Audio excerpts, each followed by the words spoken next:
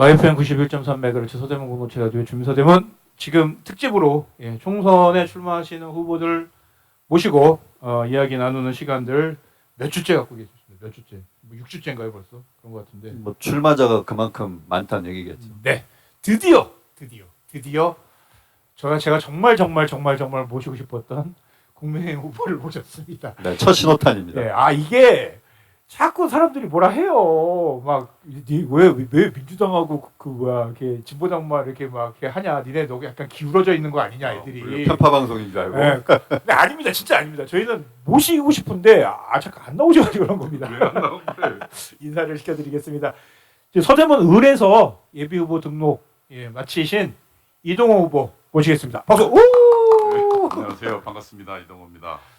네, 제가 잠깐 소개를 해드리면 명함에 있는 내용으로 좀 소개를 해드리면 경남상고 졸업하셨고요. 연세대학교 신학과 졸업하셨고 그 다음에 서총련 연대사업국장 서총련 맞죠? 전대협 연대사업국장 그러다가 이제 그 뉴라이트 이쪽으로 이렇게 하셨고 뉴라이트 전국연합의 조직위원장 하셨었고요.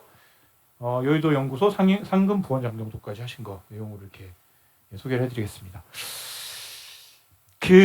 출마를 어떻게 하게 되셨는지를 좀 여쭤보고 일단 자기소개부터 좀 하시면서 동시에 출마에 대한 어떻게 이렇게 하시게 되셨는지 좀 여쭤보고 싶습니다. 예, 반갑습니다. 저는 이 가재열 라디오가 있다는 걸 처음 들었어요. 서대문 공동체 라디오고요. 네, 이름 바꿨어요. 전 가재열 라디오. 전 가재열 라디오. 네. 참 지역에서 우리 지역 여론 형성을 위해서 열심히 하시는 거 보니까 참 반갑고 좋네요.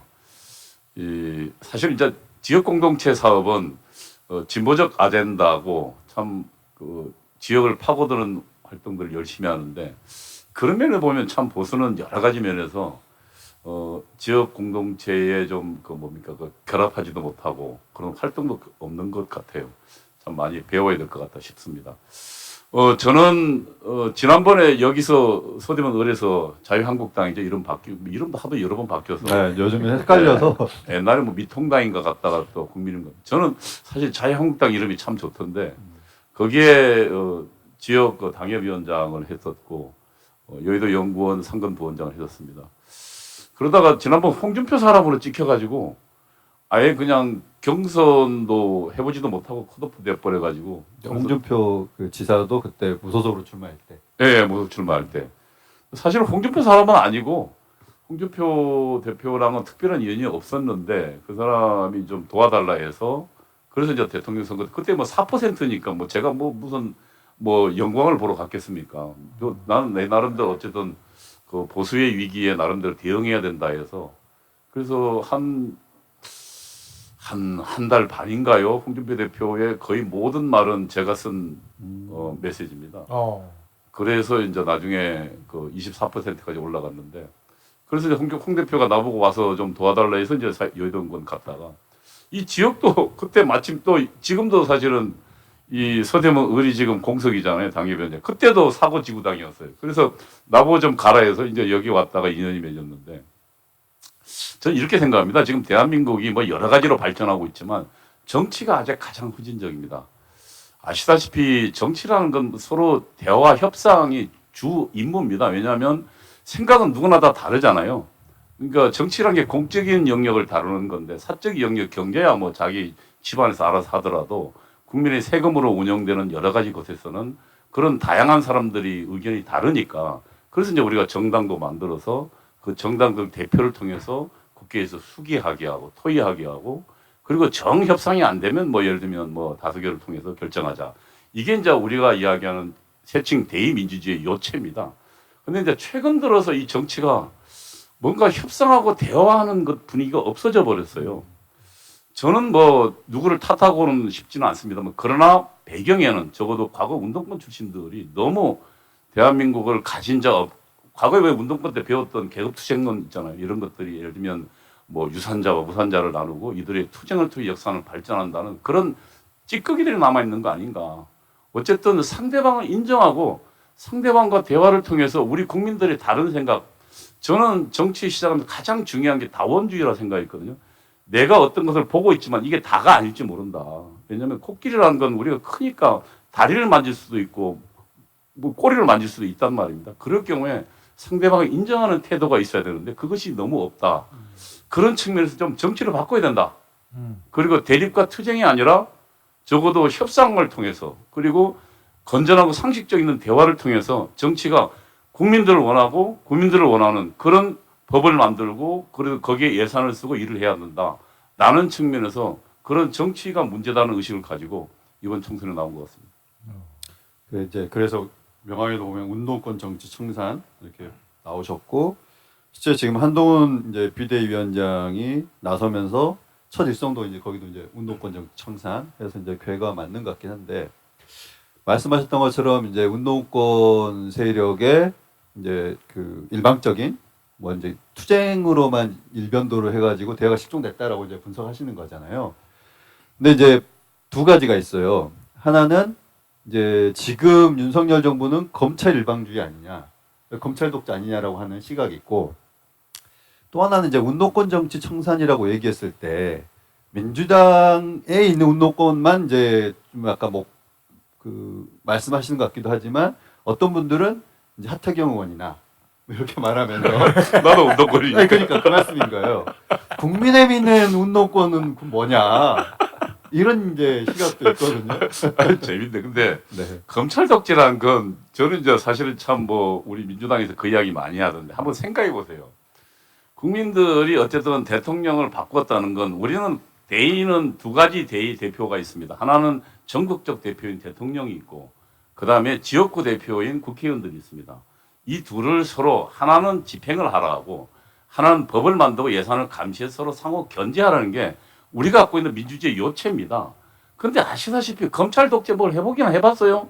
대통령 되고 국회가 지금 180석 가까이 가 있는데 뭐 하나 제대로 해본 것도 없잖아요, 사실은. 물론 뭐 인사가 좀 검찰 출신이 많긴 합니다만 그거야 사람들이 자기 평생 거기서 자랐는데 아는 사람이 그것뿐이지 않겠습니까? 그리고 그 윤석열 대통령이라는 분이 우리 보수에서 쭉 커온 분도 아니잖아요. 뭐 원래는 거기 뭡니까 그 지금 문재인 대통령이 발탁했잖아요. 발탁해가지고 서울중앙지검장 그다음 검찰청 갔다가 이제 거기 내에서 벌어졌다가 보수에 사람이 없으니까 그 양반을 했으니까 난 내가 보기에는 그런 사람이 준비 없이 왔기 때문에 그런 검찰 사람을 왜냐면 자기가 아는 사람 쓰도록 돼 있으니까 그런 것도 이해할 수 있지만 난 독재라고 도대체 뭘 어떻게 독재했는지 참 모르겠고 독재도 이제 중요하지만 말씀하셨던 대화의 실종에 있어서 검사의 이제 본능이라는 게 있잖아요. 주로 이제 우리가 그렇지 검사는 주로 뭐 이렇게 칼을 쓴다고 하는 것처럼 범죄 잡는 거니까 네, 그러니까 거기에서 일방적인 질문을 한 사람이지 이 사람들은 듣는 사람이 사실 아니잖아요.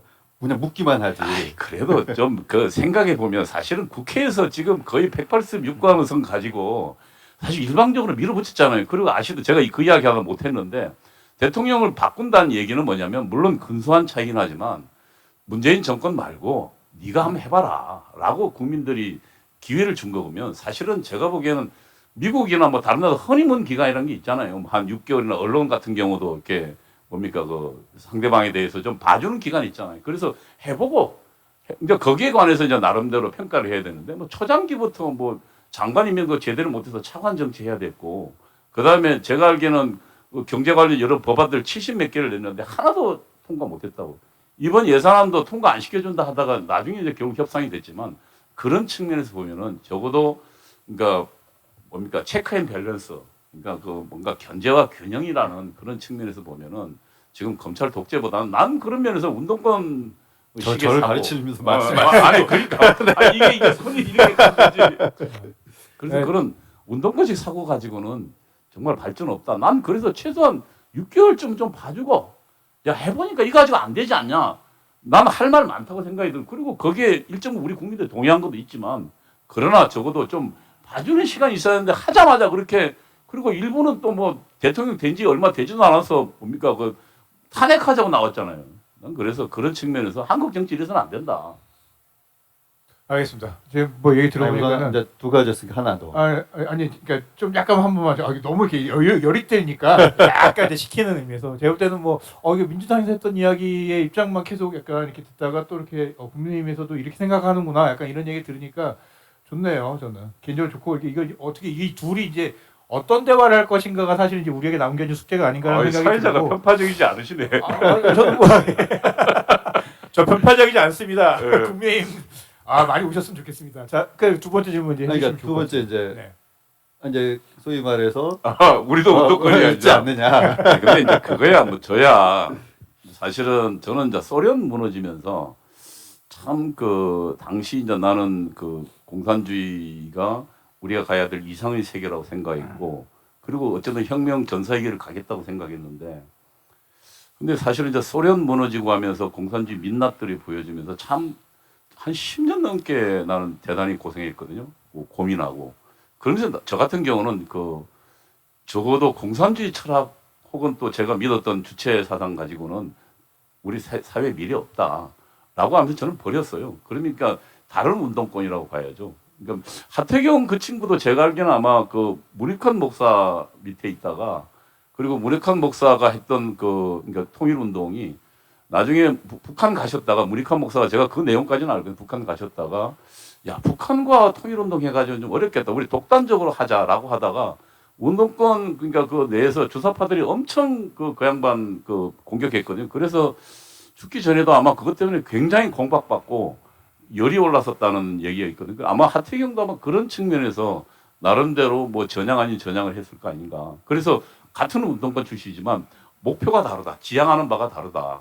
저는 사실은 자유민주주의 체제가 옳다고 생각하는 운동권이고 이제 바뀌었고 그다음에 그들은 내가 볼 때는 뭐 자유주의는 아니지만 적어도 어쨌든 그 협력 뭐 그다음에 공동체 이걸 강조하는 자유민주주의로 가지 않았나. 그래서 두 개 좀 서로 다르다 이렇게 이야기할 수 있죠. 그래서 네. 이제 여기까지만 이제 우선 관련돼서 질의를 드리면은 이제 운동권 정치 청산에 내재되어 있는 건 또 하나의 이제 함의가 있거든요. 세대 교체가 있어요.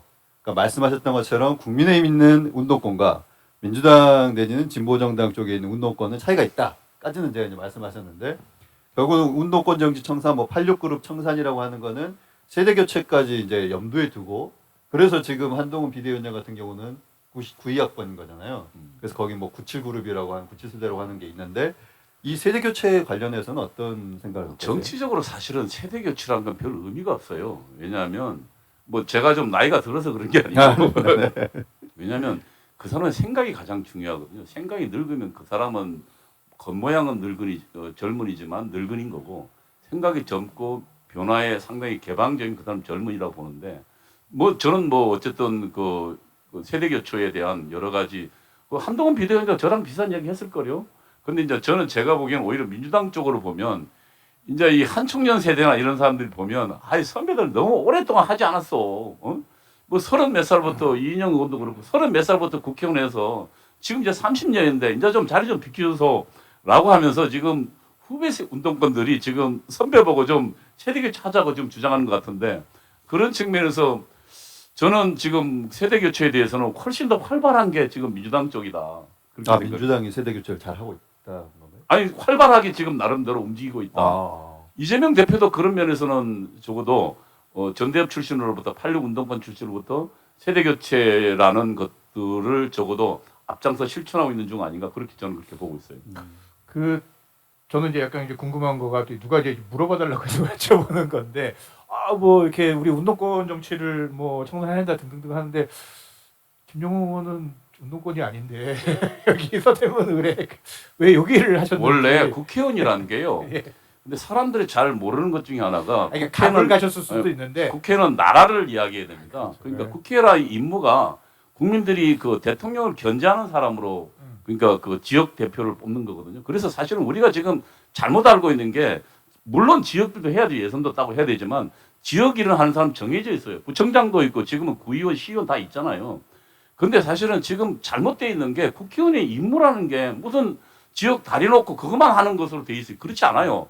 국가 전체의 살림을 놓고 국가 전체의 방향을 놓고 어떤 방향으로 갈 것인가 거기에 토의하고 하는 것이 가장 우선되는 임무입니다. 저는 이제 그런 측면에서 우선 이 왜 그 국회의원의 무슨 임무가 뭐냐라는 생각을 다시 해보고 그다음에 김영호 의원 같은 경우는 제가 볼 때는 지금 민주당 주류가 운동권이니까 난 그들 방향에 동의할 수 없다라고 하는 거고 그래서 운동권 청산을 이야기하는 거고 김영호 의원도 어쨌든 뭐 거기에 계속 편성해서 가고 있으니까 그런 측면에서 묶어서 이야기하는 거죠. 다를 거 없다. 그렇죠. 알겠습니다. 자, 그러면은 좀 이렇게 어쨌든 이제 국내임이 너무 궁금했거든요, 저는요. 예. 그래서 이 공천이랄지 이런 거 관련해 가지고는 지금 뭐 국내임 어떤 스케줄로 어떻게 가는 건지 일단 이건 여쭤보지 않을 수가 없을 것 같아요. 언론에 나오잖아요. 잘 안 나오는 것 같은데. 왜? 그 어젠가요? 지금 이미 그 공천관리위원회도 구성됐고 네. 그렇죠. 위원장 포함해서 저도 잘 모르는 사람들이더라고요. 그러니까요. 예, 이번에 공천관리위원회 키워드는 뭐 결국 다시 용산이던데요. 그것보다는 아마 물론 이제 뭐 우리 그 차승원 의원이 그렇게 이야기하고 차승연입니다. 차승연 의원이 그렇게 이야기하고 싶겠지만 사실은 또 한편으로 보면 고민도 있을 거예요. 왜냐하면 그동안 여당이 특히 이제 보수가 공천에서 뭐 가지고 졌습니까? 그거 가지고 지지볶고 싸우다가 졌잖아요. 뭐 옛날 박근혜 때는 뭡니까 억세 들고 나가신가 뭐 뭔가. 그리고 뭐 친박이니 진박이니 간별사 나오고 난리를 보겠잖아요. 그리고 누구는 또 도장 들고 나르시하고 그렇죠. 이러다가 국민들로 하여금 지탄 받은 거 아닙니까? 그러니까 보수주를 지지하는 사람들 투표장에 안 나온 거예요. 쪽팔리니까. 그래서 졌거든요. 그런 측면에서 보면 이 공천이 가장 중요한데 적어도 공천의 기존의 정치권 영향이 좀 적어야만 되겠다. 나름대로 공천에서 뭔가 의미 있는 개혁을 하든가 하려면은 그런 고민의 산물이다. 뭐 그렇게 저는 이야기하고 싶어요. 알겠습니다. 옹호할 수밖에 없잖아요. 네, 그러면은 지금 이제 이제 제 의견만이 아니라 대부분의 지금 이제 여론에서는 언론들도 그렇고 이번 이제 국민의힘 공관위가 이제 소위 말하는 키워드 아까 제가 용산이라고 했었는데 뭐 그렇게 보지 않으신다 그런 거죠? 저는 근데 사실은 참 이런 문제는 예민한 문제이긴 하지만 한동훈 비대위원장을 뽑을 때 뭐 나름대로 영향이 있지 않겠습니까? 그리고 애초에 결국 총선은요 대통령 평가입니다. 그렇죠. 그런데 이 총선 지면 한번 생각해 보세요. 본인 탄핵에 지게 생겼는데 그거 뭐 용산이 그럼 전부 뒷짐지고 저 멀리 계신다고 보면 너무 순진한 거 아닙니까? 하지만 그러나 적어도 우리 룰이 적어도 이 공천관리위원회에 나름대로 공정성과 객관성을 부여하도록 돼 있고 그다음에 당 대표에게 많은 권한이 가 있잖아요. 그리고 제가 과거에 이명박 때 보니까요. 공관위가 구성해 버리니까 이명박 대통령이 누구 줘라 해도 말도 안 되더라고요. 옛날 이방호 사무총장 뒤틀어 버리니까 그래서 그게요 무슨 의미라는 게 구성되고 조직이 독자로 굴러가기 시작하면 굉장히 다른 편으로 갑니다. 용산과 뜻이 맞는 사람들로 잘 구성되는 거는 필요하지만 그때 뭐 진박 감별하는 것처럼 뭐 진윤 감별 뭐 이런 거는 그게 망하는 길이었기 때문에 안 된다. 난 내가 보기에는 망하는 길로 가지 않을 거라 생각합니다. 그래서 지금 이번에 보니까 사무총장도 그렇고 한동훈 비대위원장 무조건 이기는 공천하겠다는 얘기는 뭐냐면은 용산 뜻하러 하다가 용산이 제가 보기에는 물론 개입하고 싶겠죠. 대통령이 개입하고 싶지 않다는 건 그건 거짓말이잖아요. 그러나 적어도 룰에 의거해서 그리고 적어도 공정한 방법에 의해서 나름대로 천가는 건 뭐 지금 그래서 많이 나가 있지만 제가 알기에는 험지 말고 이 지금 뭡니까 이렇게 부산 경남이나 대구 경북 그다음에 뭐 강남 이쪽에 나간 사람도 다 경선하는 걸 원칙으로 하고 있다고 얘기 들었어요. 내부에 우리는 너 도와준 거 없다라고 이야기한다 그러더라고요. 그래서 그런 측면을 보면은 많이 나아질 거다. 그리고 과거처럼 내리꽂는 그런 공천은 없을 거다. 그런 공천은 국민들이 그 후보 좋아하겠어요. 다행입니다. 국민의힘이나 민주당이나 모두 내리꽂는 공천은 없다라고 얘기하는 것으로 지금. 그러니까 우선 그 말을 믿는 것으로. 무슨 믿는 것을 우선은 믿는 것으로. 맞네요. 예, 그렇게 믿을 수밖에 없겠습니다. 그럼 뭐 어쨌든 의뢰서는 지금 뭐 어떤 전망이나 이런 건 어떻게 보십니까? 의뢰 사실은 지난번에 당사자 이제 본인 얘기하셔야죠. 이제. 성주문 후보가 한 2만 표 차이로 졌잖아요. 네. 굉장히 많은 표 차이죠. 6대 3가 뭐 이렇게. 그러니까 지난 사실은 선거가 쉽지는 않은 왜냐하면 코로나도 있는 선거였고 그다음에 황교안 대표가 여러 가지 실수도 있었고 그래서 사실은 어려운 선거였습니다만 많은 표차로 졌거든요. 그래서 여기는 뭐라 그러나 험지로 꽂혀 있어요. 서대문 의리 네, 국민의 입장에서는 국민의힘 입장에서는 2만 표 차로 지면 험지죠. 그래서 아마 쉽지 않을 거다. 그리고 그 전에 보면은 이 정두원 의원이 삼선할 때도 많아야 2,000표. 그다음에 마지막 할 때는 500표인가 이겼더라고요. 그래서 항상 쉬운 동네는 아니었다. 저는 그렇게 생각하고 이번 선거도 항상 그럴 거다 이렇게 생각합니다. 그래서 쉽지 않은 선거고 쉽지 않은 선거에서 뭐 나섰으니까 한번 최선을 다해서 한번 열심히 노력해 보겠다 이런 이야기를 하는 거고 예측은 하늘만 아시겠지 뭐. 근데 저는 약간 그 쉽지 않은 선거에서 운동권 정치 청산된다라는 식으로 이렇게 얘기를 워딩을 이렇게 짜는 게 선거에 도움이 될까요? 저는 약간 그런 고민이 들더라고요. 약간 보면서. 원래 제가 선거 전략 전공이거든요. 아 그래요? 그래서 이게 그 좌든 우든 그러니까 그 진보든 그다음에 보수든 그 경선 시기에는 뭐 예를 들면 그 좌는 저것도 왼쪽으로 가고 여기 이제 좀 보수는 더 좀 더 선명하게. 오른쪽으로 갔다가 네. 그래서 자기를 결집시키고 그다음에 본선에 들어가면 고우트 센터로 하라. 지금은 약간 이게 지금은 이제 현재 내부를 지지자 결집시키는- 내부 결집시키기 위한 그런 구호인 것이다. 그래서 선거 네. 구호라기보다는 제 기본 철학이기도 하고 그래서 그러니까 경선에서 후보님의 이미지를 더 이제 국민의힘 지지자들에게 선명하게 각인시키기 위한 효과 측면이 그게 이제 그러니까 그 선거 전략에서 기본적인 네, 것 중에 네. 하나입니다. 그러면 이제 그래서 요 내용 가지고 만약 이제 후보가 됐다라고 하면 그다음에 이제 어쨌든 본선 들어가면 이제 이 중간층을 만나고 그 중간층과 만들기 위한 공약이나 뭐 이런 것들이 필요한 거잖아요. 그러면 어떻게 준비하고 계신지. 지금 내가 뭐 미리 공약하면 재미없잖아요. 다 얘기하셨는데 제가 관련된 얘기도 하시고 가지고 다 했어요. 그거 자르느라 우리가 힘들었어요. 근데 저는 사실은 그 지역 공약은 적어도 한두 개 정도 지금 내가 보니까 지금 벌써 십몇 년째 뭐 그 우려먹고 있더라고요. 무슨 뭐 경전철이니 뭐니 어쩌고 저쩌고 해가지고 나는 적어도 그 지역 공약보다 훨씬 더 중요한 건 이 서대문에 대한 비전이 뭔가 그리고 아직 이 북가자 같은 경우에는 참 그 발전이 안 돼 있거든요.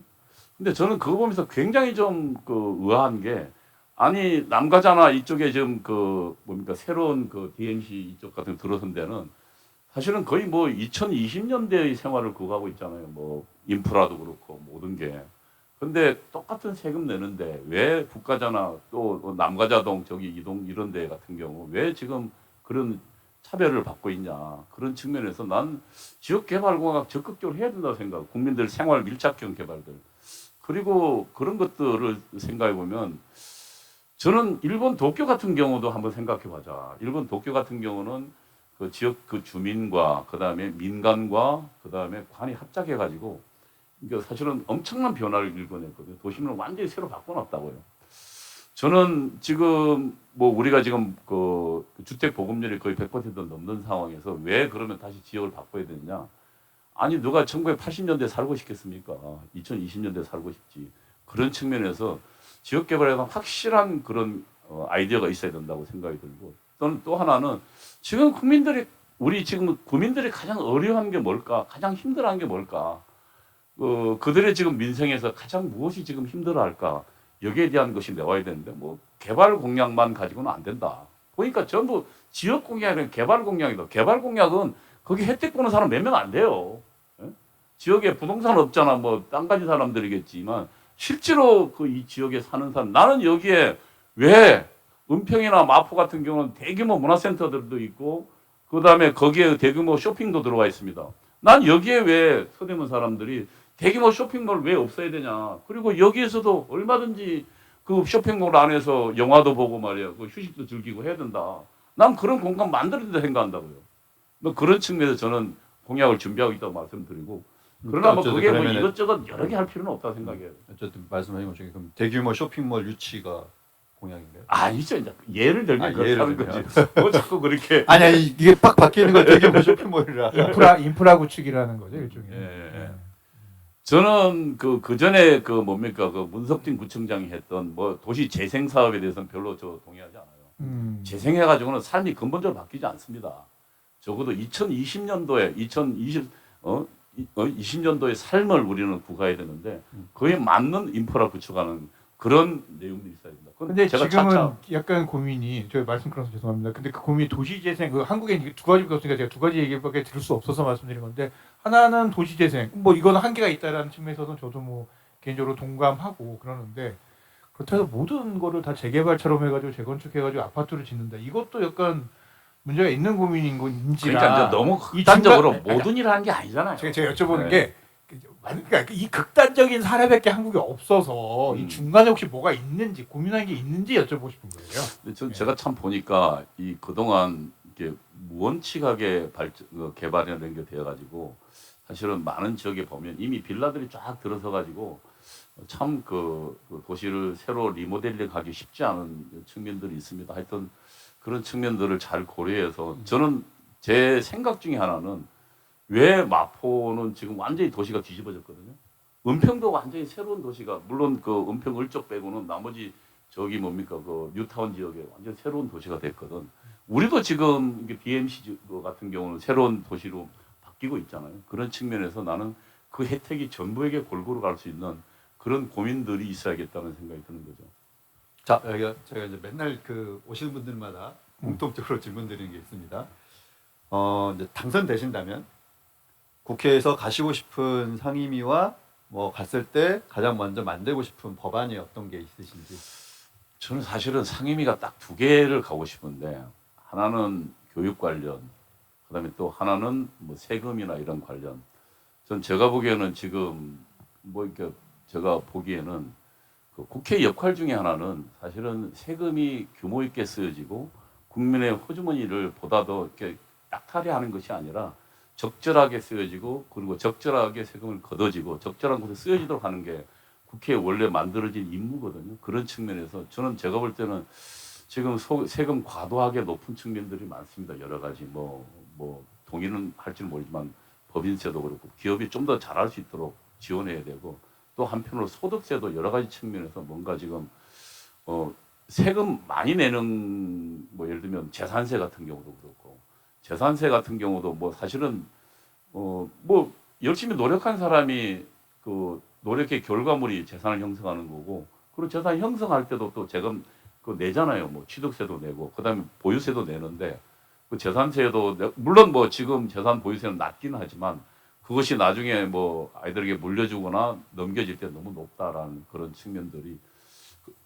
해서 그런 그 세금 관련된 지금 본격적으로 세금을 낮추는 일에 좀 제가 해보고 싶고 또 하나는 이건 뭐 제 철학입니다만 계급 투쟁 사관 가지고 우리 아이들 교육시켜서는 안 된다. 저는 대한민국에 물론 이 제2차 세계대전 후에 식민지를 경험한 나라 중에 위대한 성장을 벌어졌는데 그 성장을 충분하게 알려야 된다. 미국 같은 경우도 뭐 없는 거 가지고도 뭐 건국의 아버지들 여러 가지고도 뭐 얼마든지 많이 하고 있는데 나는 우리 아이들에게 뭔가 자부심 있는 대한민국 그런 교육하는데 일조해보고 싶다. 그리고 그런 법안도 내가 만들어보고 싶다는 생각이 듭니다. 이렇게까지 말씀하시니까 안 여쭤볼 수가 없는데 홍범도 형상 관련된 등등등과 여쭤보세요. 때 어떻게 이거를 판단하시고 어떻게 보셨는지. 아니 그 홍동보 씨는 사실은 공산주의자잖아요. 그러니까요. 네. 그래서 나는 그거 지금 우리 국군하고는 상관없는 사람이에요. 우리 국군하고 상관이 없다는 얘기는 어떻게 보면 독립군이 활동이랄지 이런 거하고 아예 역사를 이렇게 단절을 하자라는 말씀이신 건가요? 이제 그거 뭐 참 재밌는 논쟁이 벌일 네. 텐데. 그러니까.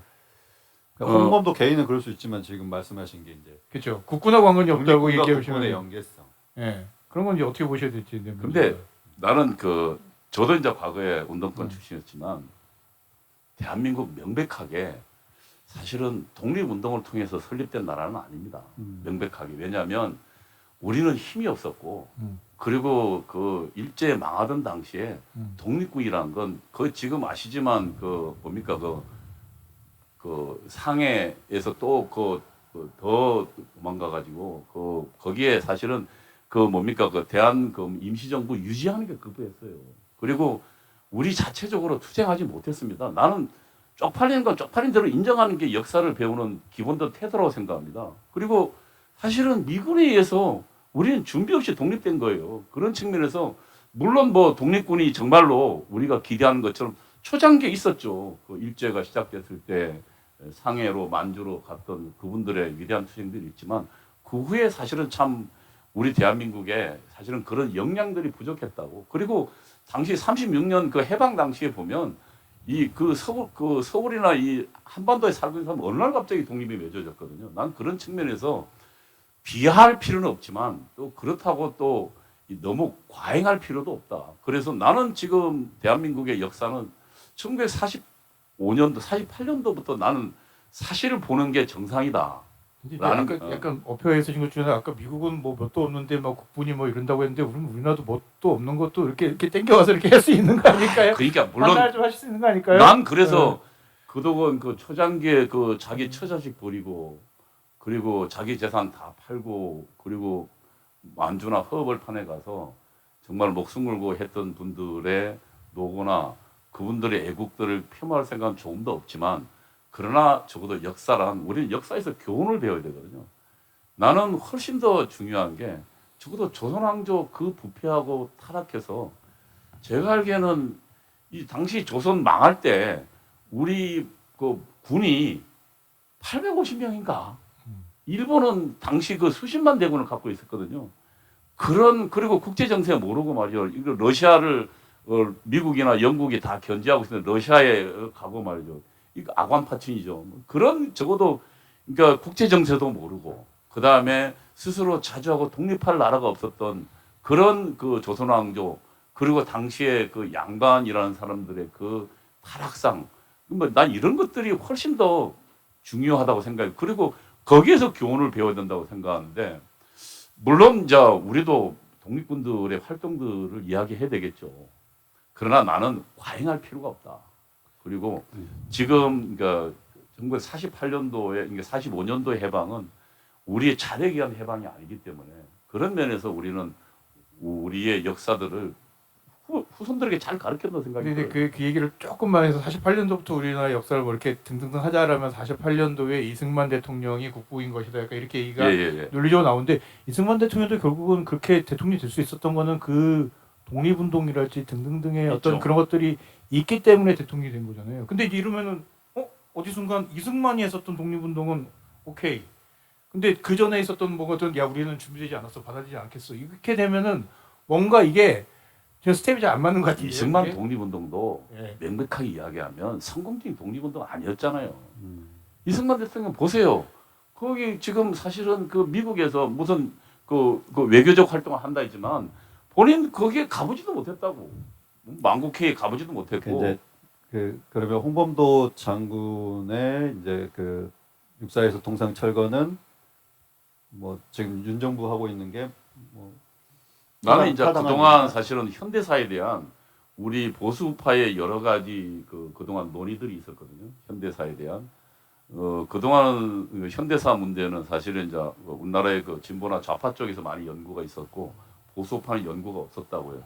그러나 그 후에 이제 그런 역사 문제 사실은 뭐 백전백패하다 보니까 그 특히 이제 역사학자 말고 정치학자나 사회학자 중심으로 그런 현대사 연구들이 있어 왔고 그리고 이제 그런 측면에서 뭐 예를 들면 그 홍범도 장군이나 공산주의 활동가들의 뭐 대한 독립운동에 대한 평가도 있어 왔다고 생각합니다. 저는 홍범도 장군은 사실은 이제 박헌영 씨랑 좀 다르게 자유시 참변에 나름대로 논란이 있던 사람이거든요. 누구요? 자유시 참변. 박헌영 씨랑 좀 박헌영. 다르게. 박근영으로 들어가죠. 죄송합니다. 박헌영 씨 같은 경우는 이제 끝까지 국내에 남아서 적어도 일제에 저항하고 그리고 이제 자신의 뭐 감옥도 여러 번 갔다 수징했던 사람이지만 홍범도 장군 같은 경우는 이제 그 자유시에 도망했던 그 우리 그 독립군들이 사실은 그때 이 그 러시아가 일본하고 비밀 협상을 하거든요. 비밀 협상을 해요. 왜냐하면 러시아 입장에서는 이 일본이란 존재 두 개의 그 적을 막기 어려웠다고요. 그러니까 한편으로 저쪽에 독일이라는 측면이 있고 한편으로는 일본이라는 짧게. 그런 측면에서 그래서 저는 제가 알기에는 그래서 한국의 그 독립군들이 부담스러웠던 존재고 그리고 자유시에 몰아서 여러 가지 참 참변했던데 거기에 앞장섰던 논란이 있는 사람이라고요. 그리고 또 본인이 또 실제로 러시아 공산당에 직접 가입해서 평생 러시아 공산당으로 살았고 난 그분이 결국 우리 한국의 독립군과 우리 대한민국의 국군과 어떤 측면이 있는지 잘 모르겠고 그런 측면에서 나는 그동안 보수의 나름대로 이 좌파의 주도적 역사관에 대한 반격이다. 그래서 역사라는 게 또 반격하고 또 뭐 하면서 점점 바른 방향으로 가지 않겠습니까? 이 상황에서 제가 지상파인지라 이거는 밝혀야 될 것 같습니다. 이동호 의원의 개인적인 의견입니다. 아니, 방송계 의견이 아니라 제 개인 의견이죠. 뭐 어차피 나오셨으니까. 그리고 쭉 말씀하셨던 것 중에 지금 이제 우리 헌법 전문에 대한 이제 이야기가 나오고 있어요. 그래서 한동훈 비대위원장도 광주에 갔을 때 이제 5.18에 대해서도 이제 헌법 전문에 넣겠다 이야기 나오고 있고. 난 거기에 반대예요. 그러세요? 네. 왜냐하면 이제 뭐 한동훈 비대위원장이야 잘 모르겠지만 이제 헌법 전문이라는 것은 사실은 우리 자유민주주의 검사인데 잘 모른다고요? 검사 출신인데. 아니 검사가 역사관 공부 안 하면 그 검사만 하면 뭐 알겠습니까? 법에 대해서 잘 모르는 게 아니라 역사에 대해서 잘 역사 모른다. 대한민국 역사에 대해서 모르죠. 예. 제가 알기에는. 예. 내가 이렇게 이야기하면 이제 아마 잘리겠네. 어쨌든 제가 보기에는 이게 5.18 문제에 대해서 제가 좀 그 민감한 반응을 보이는 건 사실은 그 헌법 전문이라는 건 대한민국 공동체가 어떻게 살아왔고 앞으로 어떻게 갈 것이냐에 대한 거거든요. 근데 5.18은 아시다시피 왜 우직 5.18을 넣으려 하냐. 그거 예를 들면 4.19부터 쭉 뭐 아마 일부에서는 또 뭐 갑오 농민전쟁부터 넣으려고 할 거예요. 그게 과거에 또 문재인 정권에 그것도 있었잖아요. 그 동학난부터 시작해서 거기에 뭐 예를 들면 역사 뭐 되살리기부터 했잖아요. 그게 뭐냐면 계급투쟁 사건이거든. 계급투쟁을 통해서 역사는 발전해 왔다. 난 그런 측면 때문에 사실은 반대하는 거지. 그러나 5.18이 여러 가지 측면에서 보면은 전두환 정권이 들어서고 거기에 뭐 학생들이 나름대로 민주적인 그 당시만 하더라도 아직 그 주사파나 운동권들이 많이 있던 시기는 아니거든요. 그리고 당시에 광주에 있던 사람들의 열망은 군사독재가 아니라 뭔가 지금 이 벌어진 새로운 판에서 민주적인 절차에서 민주적인 사람들이 우리 선거에 의해서 하고 싶다는 열망이었고 그것이 당시 이제 군사독재와 마주친 거라서 그런 측면에서 난 5.18이라는 것을 재해석돼야 한다 생각이 들어요. 그러나 지금 현재 주류가 해석하는 그 5.18은 난 아니다. 주류가 해석한 5.18은 뭔데요? 잘 아시잖아요.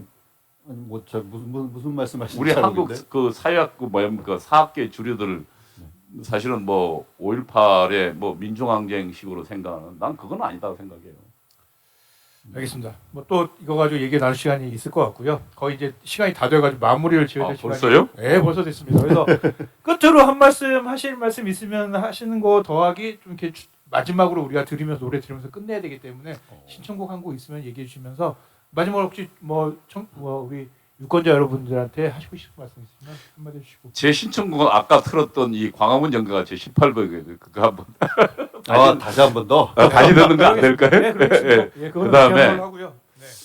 아마 의아하실 겁니다. 야, 왜 지금 그 민생 이야기 안 하고 살기 어려운데 여러 가지 이자도 높고 지금 코로나 이후로 지금 이자율이 급격히 올라가서 그다음에 코로나 때문에 장사 못했던 사람들 다 개인 빚으로 살았을 텐데 왜 민생 이야기 안 하고 운동권이냐라고 의아해하실 건데 제 생각은 그렇습니다. 적어도 특히 그 운동권 정치들이 지향했던 그 가치 중에 아직 철저한 것들 왜냐하면 기업 활동을 제약하는 문제랑 그다음에 또 하나는 지금 그 예를 들면 그 경제 활동의 나름대로 그 자유시장적인 방법이 아니라 다른 시장적 방법으로 지향하는 난 이런 것들이 사실은 지난번 소주성이라는 거 소득주도 성장이라는 게 이미 원래는 약자들을 도와준다고 시작한 것이 그 데이터들 여러 가지 데이터를 보면 미국 그 시애틀 데이터도 보면 그 데이터들이 결국은 없는 사람 힘들게 만들었거든 일자리 뺏어버리고 난 그런 측면에서 운동권 정치들이 갖고 있는 가치나 잘못된 정책이 대한민국을 발목을 가로잡고 있다고 생각하기 때문에 이것을 내가 볼 때는 좀 정리하고 그리고 좀 뭔가 좀 민생으로 전환해야 된다고 생각하기 때문에 우선적인 뭐 여러 가지 문제가 있지만 우선적인 면에서 주사파 척결 운동권적인 청사이라는 걸 이야기했습니다. 저는 앞으로도 적어도 이 문제에 대한 저의 소신을 기회가 있는 대로 밝힐 생각입니다. 알겠습니다. 뭐 재미있다? 흥미진진한 토론이었던 것 같습니다. 오히려 이렇게 토론이 되다 보니까 오히려 시간이 후딱 지나간 것 같습니다. 더 많은 이야기들과 그런 것들은 혹시나 이제 더 이제 후보가 되시고 나면은 그때 이제 모셔가지고 그런 내용들에 대한 이야기들 더 나눌 수 있는 시간 가지도록 하겠습니다. 마치도록 하겠습니다. 마지막 혹시 할 말 있으시면은. 불만이 많을 것 같아요. 네. 뭐 그거야 뭐. 저는 우선은 이제 국민의힘 특히 서대문 의뢰 우리 후보님들이 앞으로도 쭉 나오실 거고 이제 비교가 되실 거예요. 네네. 나중에 어느 순간에 우리 서대문 그 라디오하고 세 분 모셔놓고 그러니까. 한번 같이 좀 이야기 나누는 자리 만들어지면 좋겠다는 생각이 듭니다. 네, 뭐 청취자 여러분들과 시청자 여러분들이 충분히 제가 볼 때 들으시면서 판단을 하실 수 있는 시간이 다른 어떤 시간보다 더 되셨을 거라는 생각이 들어서 굉장히 뿌듯합니다.